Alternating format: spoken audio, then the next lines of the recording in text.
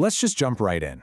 In 2025, artificial intelligence, well, it's not just some buzzword on the horizon anymore.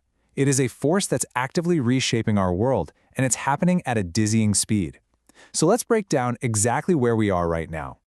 Okay, let's kick things off with just one number, 34%.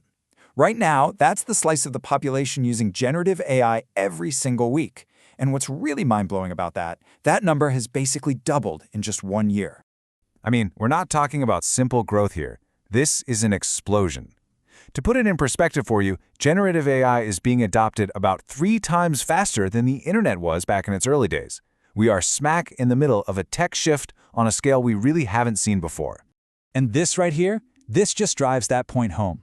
In just a year, we've gone from a minority of people, 40%, even trying an AI system, to a clear majority at 61%. This tech has absolutely rocketed from the fringes right into the mainstream. So now that AI is moving past being just a novelty, what are people actually doing with it? It's becoming less of a toy and more of a real tool, something that's genuinely useful in their daily lives. Let's dig into the specifics. And this is where it gets really interesting. A year ago, it was all about creating cool images or funny text. But look now, getting information has just surged ahead. It's the #1 use case. This tells us we're moving past the wow factor, and we're actually starting to trust these systems for real research and learning. AI is turning from a creative partner into our own personal research assistant. But of course, not everyone's jumping on board at the same speed. This chart shows a pretty classic generational divide. You've got almost 60% of 18 to 24-year-olds using AI every week, but that number drops to just 20% for folks over 55. It's a big gap for sure, but it's one that's probably going to shrink as these tools get baked into pretty much everything we do. All right, let's switch gears from our personal lives to the professional world. Because in the business world, the story of AI is this fascinating mix of massive ambition and, well, messy reality. It's like a huge global experiment playing out in real time. And the adoption numbers are just huge. A stunning 88% of companies say they're using AI in some way. So it's not some fringe benefit anymore. It's quickly becoming a standard part of doing business. But here's the real tension. Here's the catch. While pretty much everyone is using AI, the vast majority are still just dipping their toes in the water. We're talking 2/3 of companies still just playing around with it, still in those early experimental or pilot phases. What this really means is that only about 1/3 of companies have moved past just doing little projects here and there. Only 1/3 have started to truly weave AI into the very fabric of how they operate. That leap from experimenting to actually transforming is a massive one, and frankly, most businesses just aren't there yet. So, what about the bottom line? Is it actually making money? Well, for most companies, the financial payoff isn't quite there, yet. Only about 39% are seeing a real impact on their earnings. That's their profits. And even then, it's usually pretty small. But hold on, the story doesn't end there. Look at the other benefits. 64% say they're seeing a boost in innovation, and nearly half say their customers are happier. The value is definitely real, even if it's not always showing up on the balance sheet. So with all this incredible speed and change, it's not all going to be smooth sailing, right? The story of AI in 2025 is this incredible promise running right alongside some pretty significant peril. It really is a double-edged sword.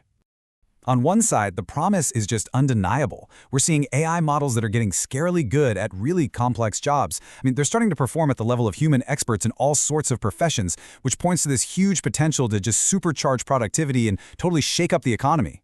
But then you look at the other side. Major studies from places like Yale and Brookings are suggesting that the panic about widespread job losses, well, it's just not showing up in the data yet. The numbers are indicating that if a huge labor disruption is coming, it's probably going to be a slow burn, a transition over decades, not some overnight collapse. And then you get to this whole can of worms, trust. There's this massive comfort gap. Look at this, 62% of us are comfortable with news written by a human. But that number plummets to just 12% for news made entirely by AI. That highlights a really deep public skepticism that you just can't solve with better technology alone. And the dangers are getting a lot more sophisticated too. There's this new category of threat they're calling vibe hacking. It's where criminals use AI for the entire attack, from writing the malicious code, to breaking in, to even crafting these psychologically targeted ransom notes. AI is making it easier and cheaper than ever for criminals to launch really advanced attacks. So with this incredible pace and all these complex challenges, where does that leave us? Well, the most important part of the story isn't really about the technology anymore. It's about us. It's about the human upgrade we all need to manage it. Which brings us to the central question of this whole thing. If the tech is moving this fast, if it's getting this good, what's actually holding us back? What's the real barrier here? And the answer, as this quote makes so clear, isn't technical. It's human. The real barrier is our own mindset. Success in the age of AI demands a totally different way of leading, being more curious than certain, more experimental than controlling. The organizations that are actually winning with AI are following a whole new playbook. They're not just trying to be a little more efficient, they're aiming for total transformation. And that means redesigning how work gets done from the ground up, building constant learning right into the job, and focusing only on the metrics that truly matter. So, here's what it all boils down to. The real edge in this new era won't go to the leaders who talk a good game about AI. It will belong to those who build organizations that can learn the fastest. The most important question we face isn't about the technology itself. It's about our own capacity to learn and evolve right alongside it. So how will you adapt?